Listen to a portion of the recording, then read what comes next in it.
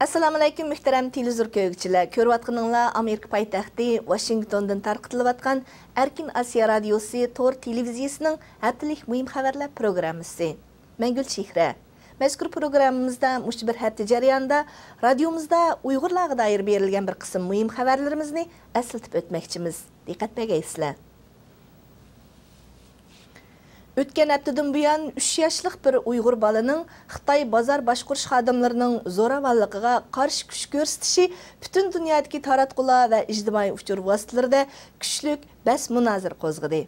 Ma'lum bo'lishicha, mazkur voqea Xitoy o'lkasining ma'lum bir shahrida yuz bergan.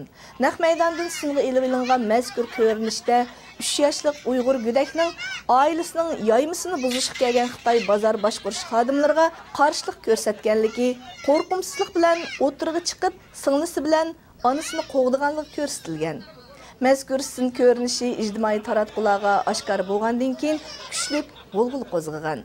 Qisqagina bir qancha kunda ko'rish qitim soni necha million qitimdan eshib ketgan.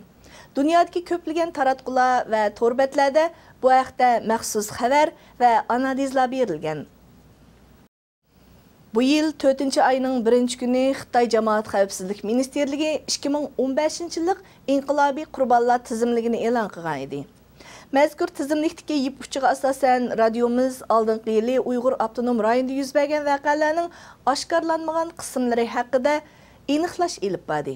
Natijada Uyg'ur elida yuz bergan voqealarning tashqi dunyoga oshkor bo'lmagan bir qism tafsilotlari pash bo'lgan edi.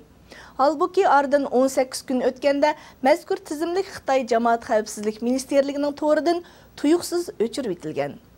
Muajiratdagi kuzatuvchilar mazkur tizimlikning Xitoy hukumat to'ridan tuyuqsiz o'chirib etilishining ma'lum siyosiy orqa ko'rinishga ega ekanligini ilgari surmoqda.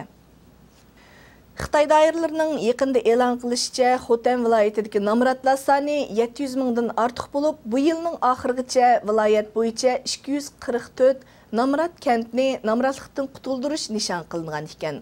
Doiralarning ilgari surishicha, yez kentlardagi eshinchi emgak kuchlarini ishkiri o'lkalarga yo'tkash bo'lsa, navbatda Uyg'ur elidagi nomrodlikni hal qilishning oltin ochquchi sifatida yo'lga qo'yilmoqda ekan.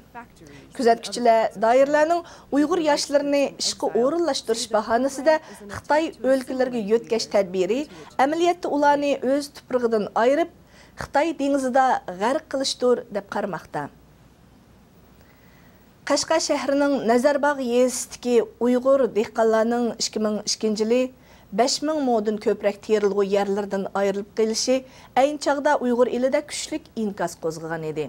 Yaqinqi yillarda Nazarbog' yezisining yuqorqi Qaziriq kentidagi Uyg'ur dehqonlarning 2500 mo'ga yaqin terilg'u yerining Qashqardagi Shinjin taraqqiyot rayoniga setib etilishi texmi zo'r g'ulg'ul qo'zg'adi. Egallashimizcha, Nazarbog'dagi dehqonlar vakillaridan Turg'un Mahmud oldingi yili tutqun qilinib, Nazarbog' soqchixonasiga qamalgan. Halbuki Turg'un Mahmud salomatlik ahvoli yaxshi bo'lmaganligi tufayli rejimga qo'yib berilgan bo'lsa-mu, ammo uning uzoq o'tmayla tuyuqsiz o'lib ketganligi ma'lum bo'ldi.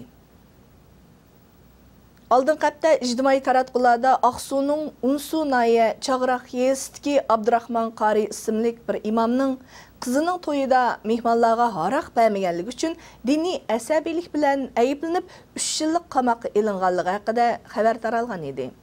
Radiomiz bu uchurga asosan Unsu noyisining Chag'roq kentiga telefon qilib, mazkur voqeani dalillashga tirishdik.